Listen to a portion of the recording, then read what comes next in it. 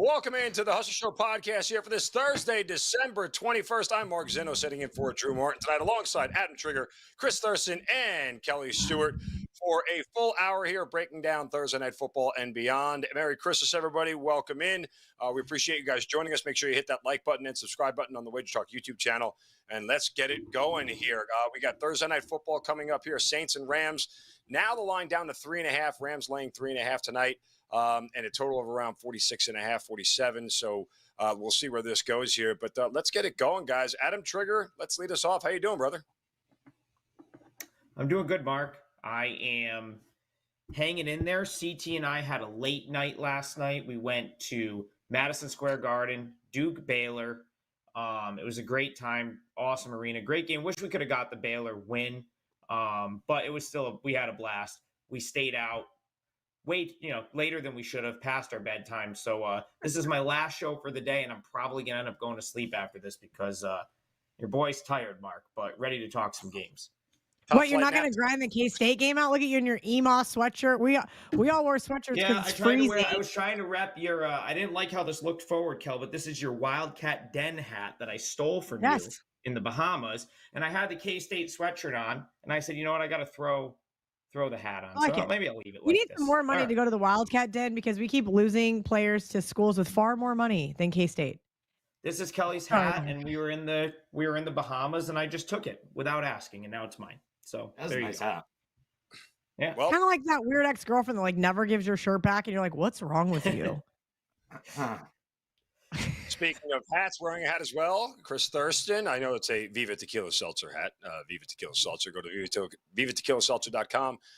CT, I know you were at Madison Square Garden last night. Baylor didn't get home for you, but otherwise a good trip. No, yeah, they didn't get it done, and man, they were up 6. Midway through the second half, and not gonna bitch about the refs, but I'm gonna bitch about the refs. A terrible call on the shove off. Before Flip hits that fucking 3 and changes the whole fucking game. So would have been Baylor ball up 6 with all the momentum. Is what it is. Another trophy for the case. Had plus 3.5, closes 2, lose by 8. Sound about right, Kel? Yeah, I tried to reverse jinx it for you. Speaking of you guys having a late night, the day prior, I went to the casino all day with some of my friends that were in town, and I said, okay, I'm not going to drink after dinner because I got to go get Grandma at midnight. Well, it turns out Grandma's flight was actually at 1 a.m., and then her flight was delayed, so it was like 2 a.m. by the time we left Tampa. Then it was 3:30 by the time I got to bed, and I had an 8 a.m. alarm. So I went to bed at halftime, and I was like, Trick said, like, let's see if we can go on a run here. I go, yeah, they look like they're about to get run out of the gym. So that was like my quick reverse jinx attempt. That failed ultimately. Unfortunately, right before I fell asleep, I was like one-eyeing, checking the score. You know how you do that? You're like, shit, let me just refresh real quick. And they were up 6. And I was like, good, go back to bed. Don't look again. Let's go, Bears. And unfortunately, I woke up this morning at 5:30 because I went to bed at 8:30 and saw that we did not cash. Yeah, I got to say, but we, Trig and I did a little degenerates specials. After, of course, we had a million Vivas, and we ripped off like 3 winners right after that we were just betting, just like the degenerates do. So ended up being a decent night. We won some money there on the 9 o'clock games and the 11 o'clock games, and we had a good time.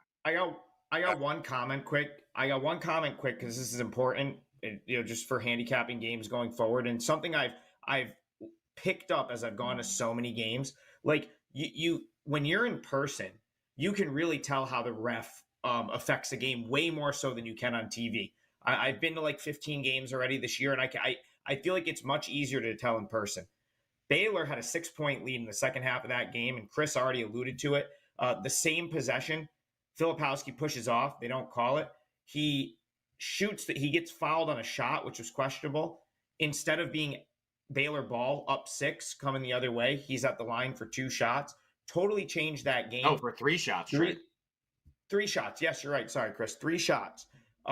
Totally changed the game. And the reason I say that is I'd be looking to bet against Duke their next time out.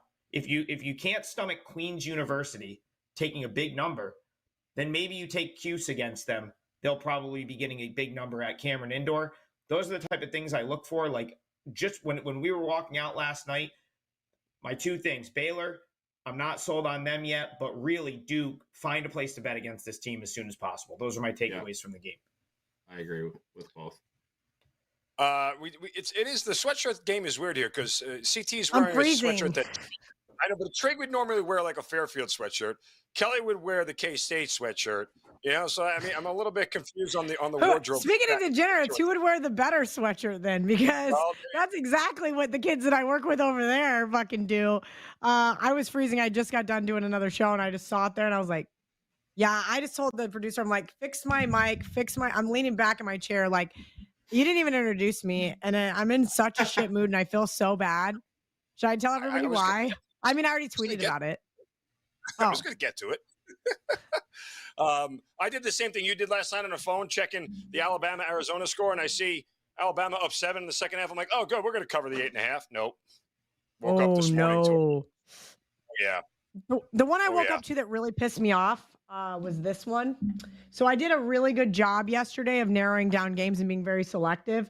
Baylor +3 and Villanova +9, outright winner.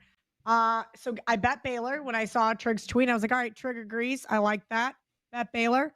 And I had full intention of betting Villanova. And I opened up my app this morning and said, oh, I didn't click the bet button. It's so beautiful and purple here in Florida. It's really easy to see. You just click it and it, spins and then tells you you're in. So anyway, it said bet no longer available. Like the little thing comes up and I'm like, oh, you're kidding. So yeah, I don't know. What is worse? That's a serious question. What is worse?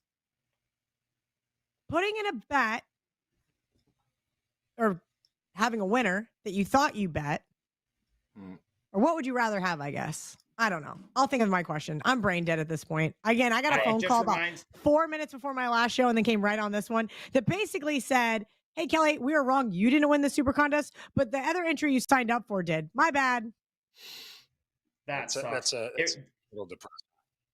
It reminds me of when CT and we were all in Vegas a few years ago, and he fell asleep before he hit confirm on Houston, and they won by $1 million. And he woke up with his phone, because remember, we're in Vegas, so this game probably tipped off at like 9 a.m.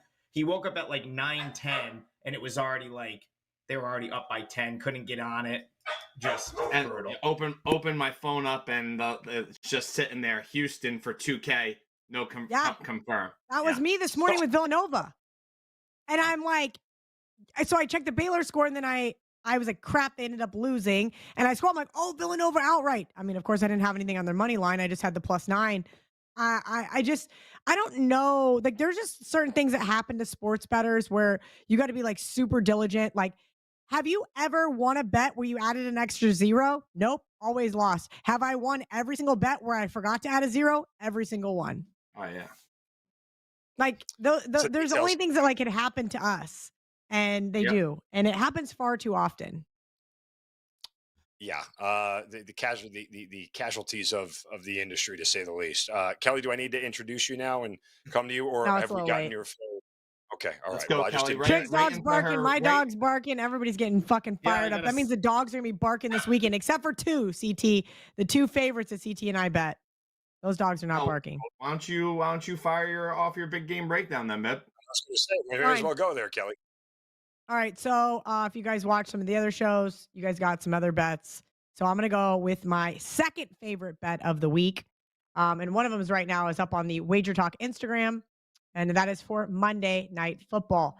I'm going to take the Minnesota Vikings +3 here in little Minnesota against the Detroit Lions, who finally had a nice bounce back game for CT. I think Trig might have been on them too against my Broncos after a third straight road game.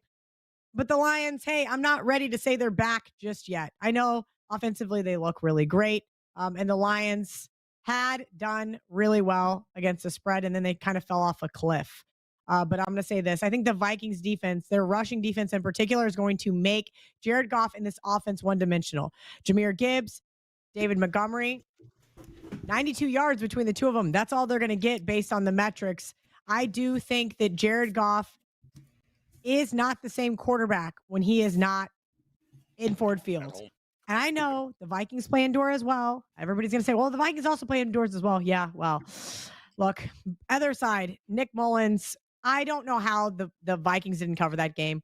Bengals came out in that second half. I felt really bad for anybody that had Vikings money line. I'm happy they got to still cash the plus 3.5. And if you took the 3, you waited too long, and I don't feel that bad for you. But I do think Nick Mullins is going to have a better game. He is better than Josh Dobbs. Second game with Justin Jefferson back. There should be some more cohesion there. I do not know if Alexander Madison is going to play or not this week. I think he's still questionable. Obviously, I'd like him to play, but I like the 3 here with the Vikings. NFC North, home dogs. I was on the Bears 2 weeks ago, if you guys recall. I'll be on the Vikings come Sunday. Kelly, I had to break this game down for the Wager Talk YouTube channel. Just when you talk about Jared Goff being a different quarterback, the numbers back that up 100% at home this year. 70% completion percentage, 17 touchdowns, 6 picks, a 105.7 quarterback rating. On the road, 64%, 9 touchdowns, 6 picks, and a 90.8 quarterback rating. I'll add you one more or 2 more things. Against the blitz, against pressure, and oh, by the way, the Vikings blitz more than everybody in the league. Jared Goff, after the bye week, leading into last week, his QBR was 0.6 against pressure. He is the worst quarterback in the league against pressure. And oh, by the way, Jared Goff has never won a game in Minnesota. He's been there 3 times. He's 0-3, completing only 61% of his passes, averages 235 yards, only threw 1 touchdown in 3 games with a quarterback rating of 74. So I agree, Kelly. Minnesota, the right side coming out on Sunday. CT Bets, we'll go back with you. Your big game breakdown. Yeah, glad you came to me now because I'm Thursday Night Football is for my big game breakdown, and that goes in an hour and 10 minutes or so here. Saints at Rams.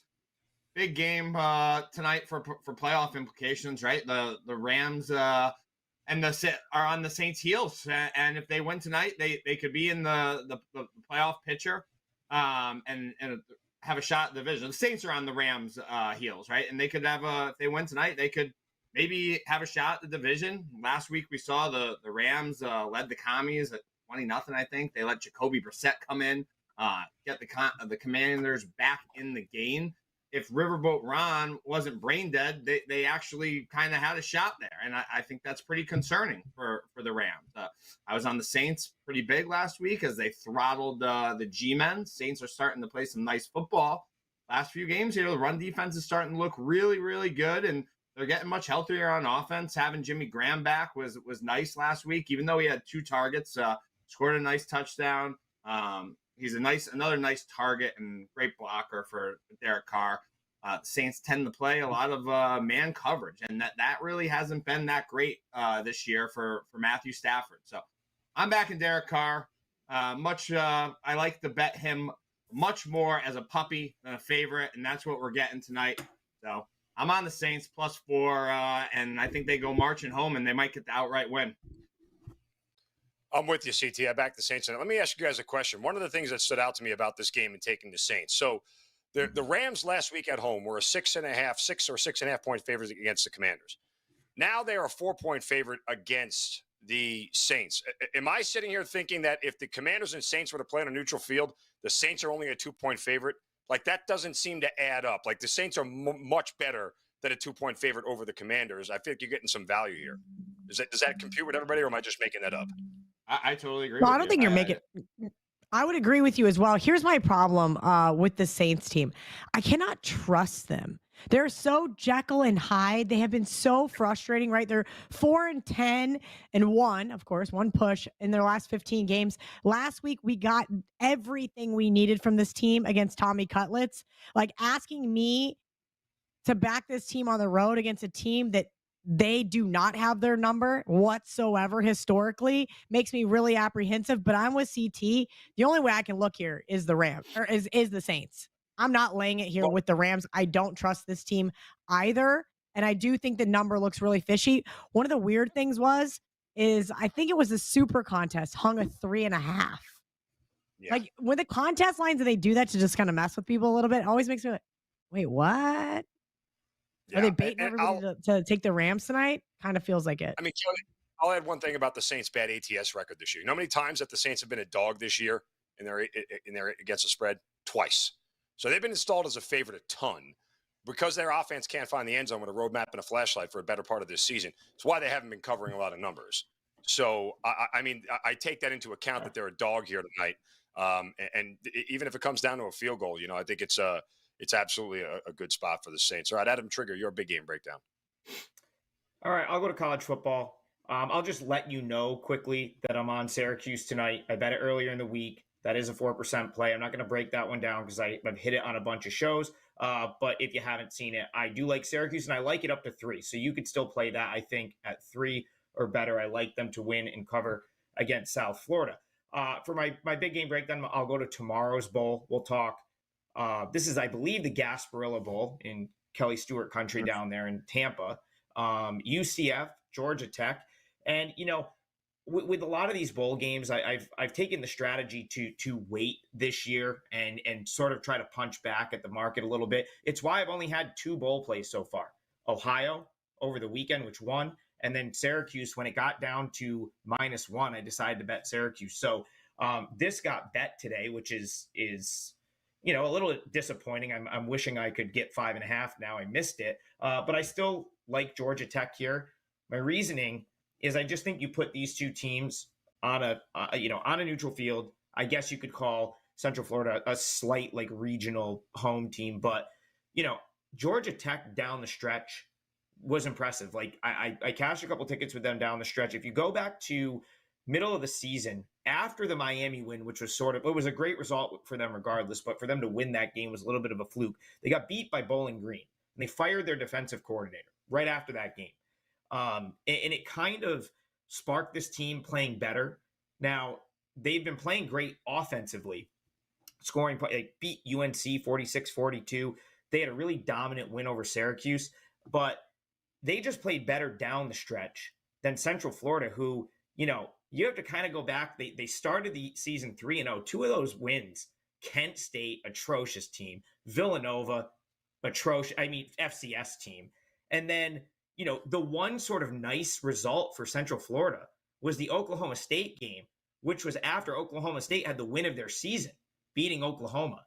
So, I think that Central Florida's 6-6 is just not as impressive as Georgia Tech's, in my opinion.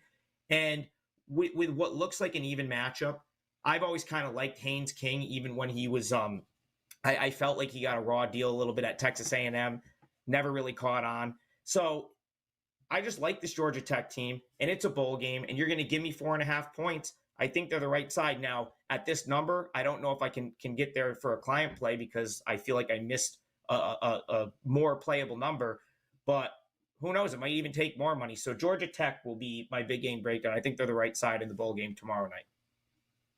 I'll add this about that, guys. As you know, I'm here in Atlanta, and I spoke to a couple of people this week about Brent Key and where Georgia Tech is right now. And there was unequivocal excitement for the players at Georgia Tech. Remember, Georgia Tech hasn't been to a bowl game since 2018, haven't won one since 2016.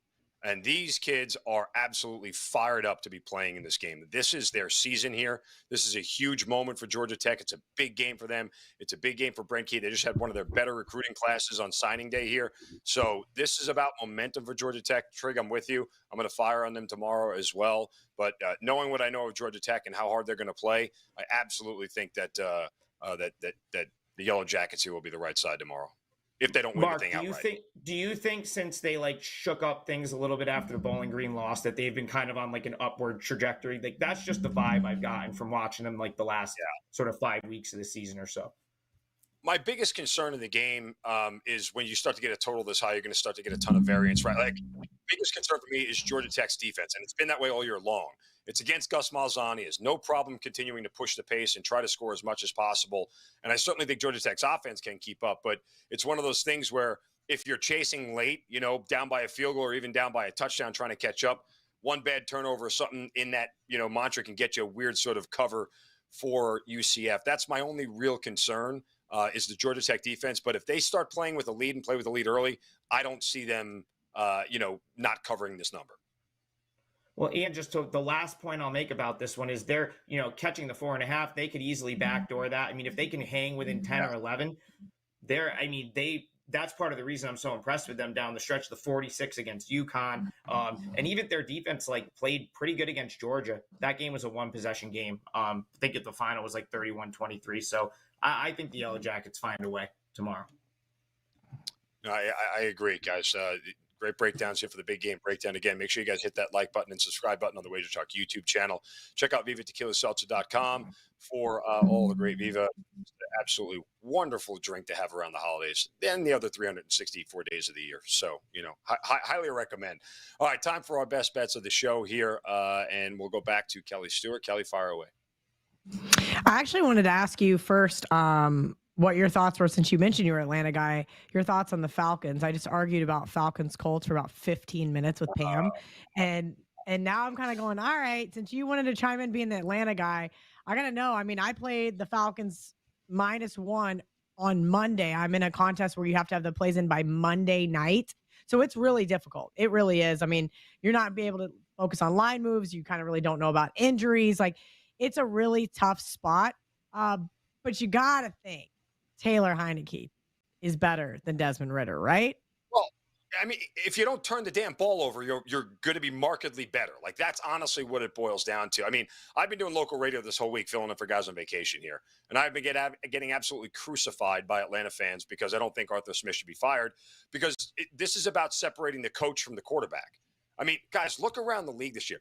If I did a blind resume, and I did this for people, if I did a blind resume of the Pittsburgh Steelers and the Atlanta Falcons, you would look at those two together, and if I were to ask you to guess their records, you would probably guess that they were identical. And then when I show you the turnover differential, where the Steelers are +7 and the Falcons are -6, and they are 1 game apart in the standings, it's been everything. Desmond Ridder alone cost his team literally 3 wins just because he couldn't hold on to the football. That's it. Between interceptions, fumbling, that's it. That's the only reason. I'm just wondering if this is a buy low spot on them, right? Right now, the Colts are everybody's dream team. All right. They're 9-5 against the spread this year. Everybody wants to back them. Gardner Minshew, they're just enamored with.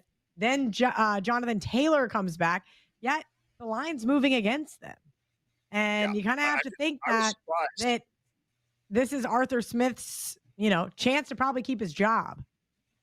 Because last week was a chance to really lose it. Well, for sure. Put it this way.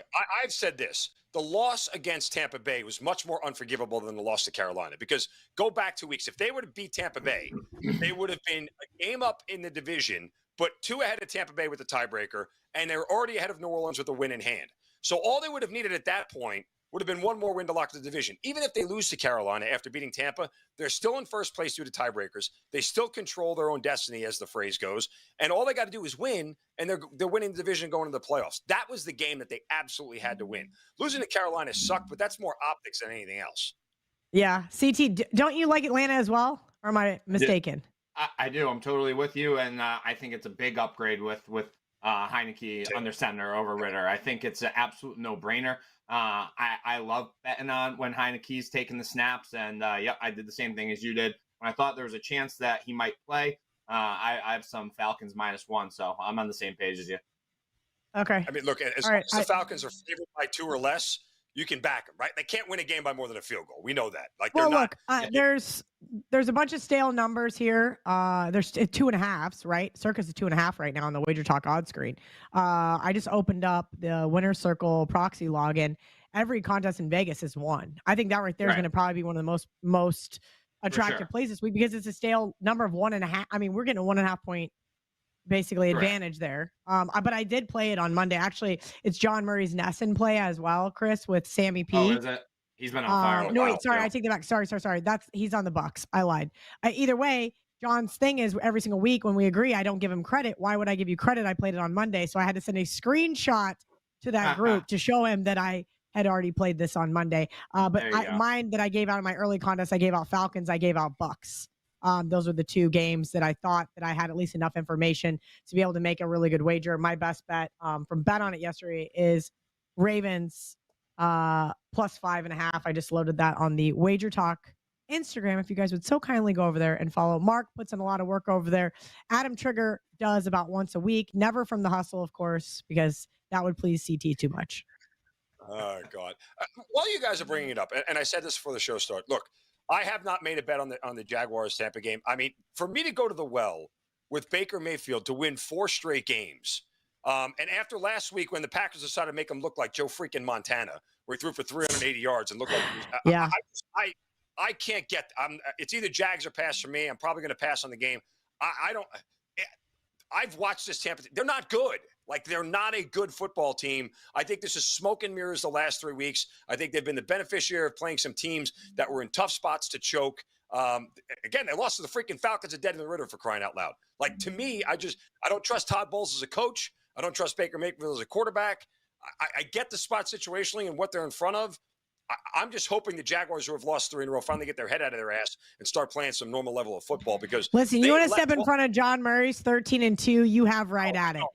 You have right at it. I'm not doing that at all. I'm telling you, I've been on that. I used to have a good best bet record until this year in the NFL. And now all of a sudden it's just the wheels fall off. And now I'm betting more NFL games than I ever have because I don't want to be too selective, because when I'm selective, I go 1-2. And when I just spray the board, then maybe I go 9-4. It makes no fucking sense. I hate this football season. I'm so ready for it to be over. CT bets your best bet. Yeah, let's go to prime time, Christmas Eve, 4:25, Cowboys at Fins.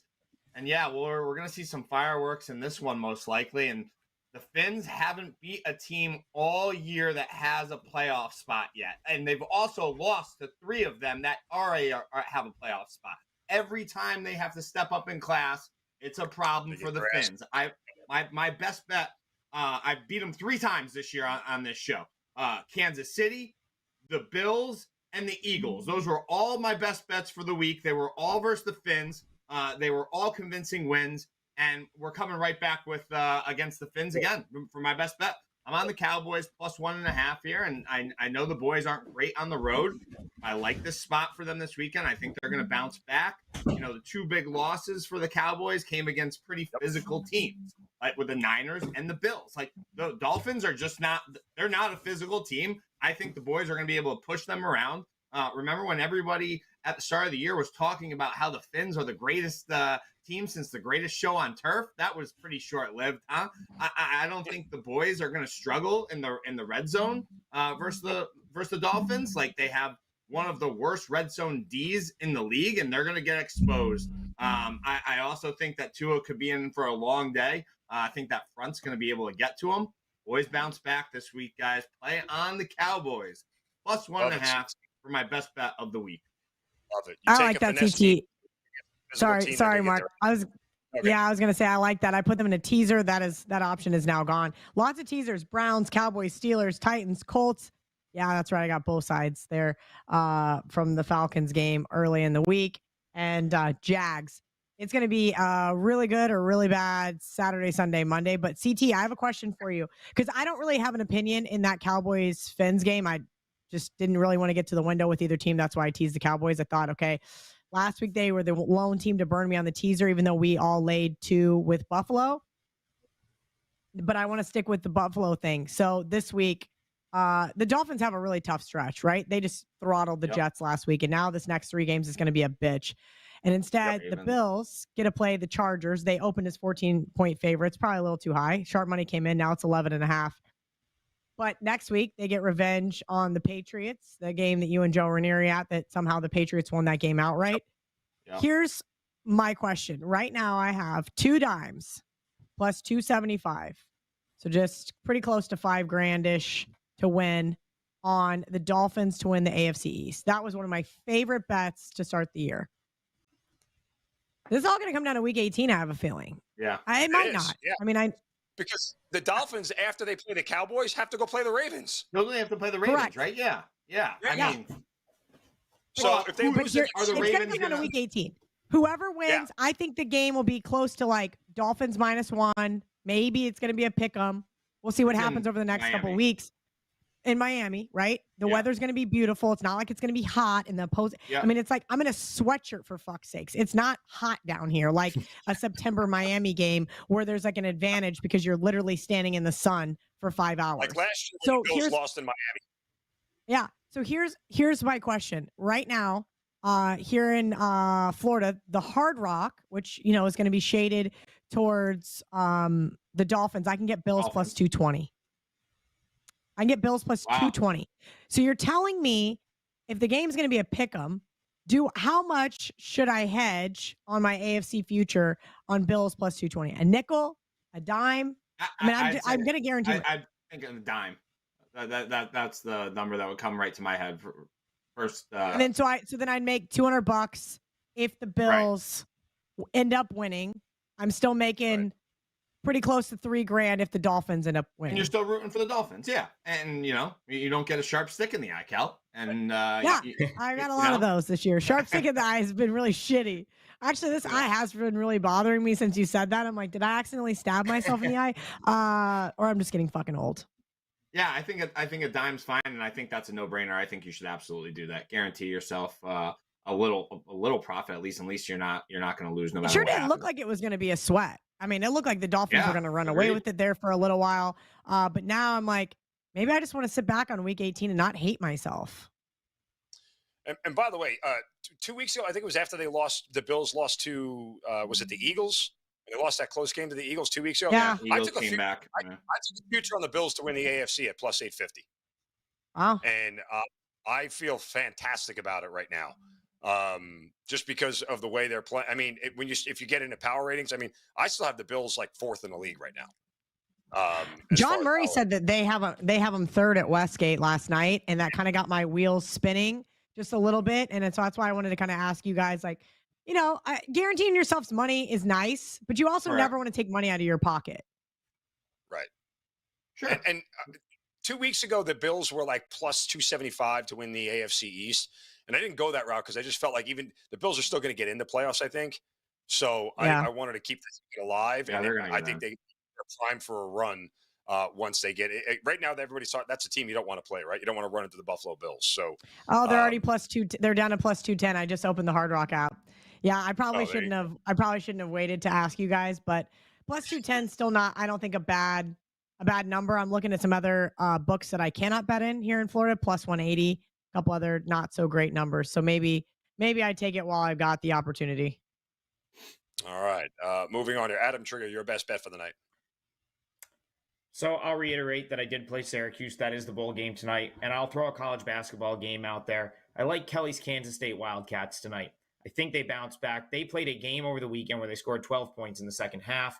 It just wasn't very pretty. And it was a weird second half, like very little sense of urgency and suddenly just down 16. I mean, to score 12 points in the half of a basketball game is atrocious. And I'm just willing to bet on Jerome Tang. I think if there's a guy that could get his team motivated off of a performance like that, it's him. I'm not sold on Wichita State. I do love Colby Rogers. He is just another in the long line of Siena College guards that have left Siena and gone on to be fantastic other places. Of course, you have Jalen Pickett in the NBA, Javion McCollum killing it at Oklahoma, and now we've got Colby Rogers at Wichita State averaging like 17 points per game. But outside of that, there's not, I don't love this Wichita State team. They struggled at Missouri, and they're not on their home floor. And that's where they've been good. You take them off their home floor, they've got to go to Kansas City to play this game. And I just think K-State gives us a much better effort here. So the number was a little high, didn't make my client card, but K-State probably gets it done tonight. I guess I'd lay the 5. So that'll be my best bet for the show in addition to the Syracuse in the bowl game. Trig, how do you handicap Cam Carter getting a brand new Mach 3 Mustang today? Is that playing to your thing? I'm like, oh, good. I'm glad some NIL money is at work. It's like a prerequisite now. I just saw Sean Duke Gordon. Players' parents flew on a private jet. It is not even a comparison. Listen, a $50,000 Mustang is not a comparison. Jalen Pickett tweeted the other day. So he of course is now in the NBA, transferred from Siena to Penn State, and he jokingly tweeted he quote tweeted Siena's tweet of the one kid rolling up to the arena in his new car, and he was like, "Where were these cars? When I was there and stuff like that." It's crazy. They like all have them. It's like part of the package deal, I guess. So yeah, I don't know. All right, real quick, guys. I'll throw out a best bet for tonight, and this is actually a client play over at Sports Memo for me. And I don't often dip into the prop market, but the number just screamed at me. We look at Alvin Kamara and the Saints. Alvin Kamara's receiving yards prop at 30.5. Crazy low number for him here, and I'll tell you why here in a second. But he's gotten over this number in 9 of the 11 games this year. He's getting 7 targets per game, so he's getting the requisite target share. The only 2 times he didn't go over this number were in a blowout win over Carolina 2 weeks ago and a blowout win over the Patriots. Well, they don't need him to catch the ball in the pass game when they're winning, so they can use him on the ground. But I don't think this is going to be a blowout game. I think it's going to be tight.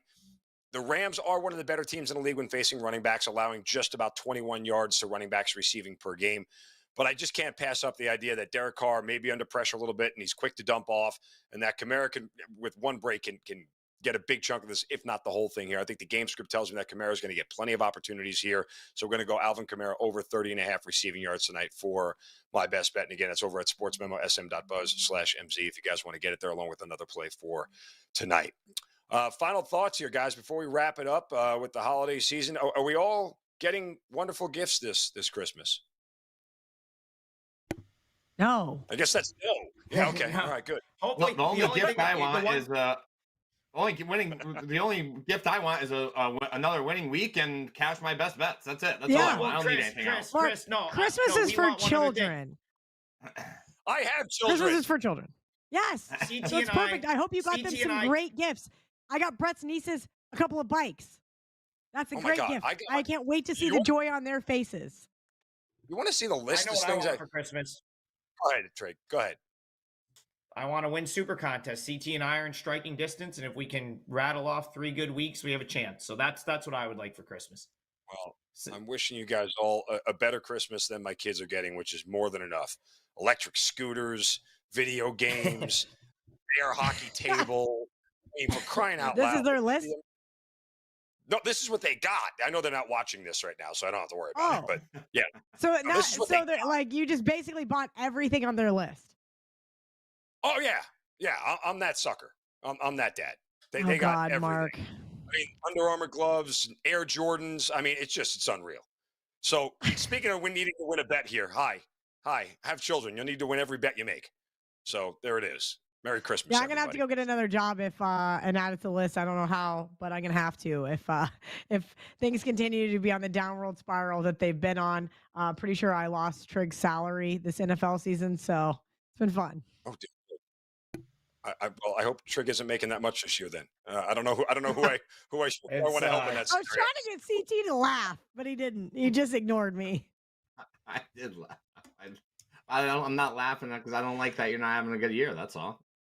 Oh no, it's just been a roller coaster ride. Like college, we'll make it back. The NFL has just been super chalky, and the bowl games have just not been very much fun. Old Dominion -2, like what the fuck? Like come on, like that. What do you like? If you want to talk about feeling defeated in life, just look back at like some of the losses that I've had this year and just try to tell me that you're in the Christmas spirit. I did bet on it with Marco and Joe, and Marco's like not dressed up like Santa Claus for the first year ever of bet on it. He goes, sorry, I'm just not in the Christmas spirit. I'm like, fair enough. Yeah. The bowl season has been inauspicious. I had Jacksonville State -3 to watch them turn the ball over 4 times. 3 of them were pick sixes. And luckily got out of there with a push. I was 1,000% on the right side. Luckily got out of there with a push. And then I had Boise State, who went up 16-7 at half, and then decided, we don't need to play football in the second half at all, and didn't cover the 4.5. So not off to a good start there. But we're going to turn it around, guys. I want some positive vibes. It is the holidays, and we are wishing. But see, the positive vibes, the positive vibe thing, I think isn't working. So that's why I'm going like full angry, full on negative vibes only.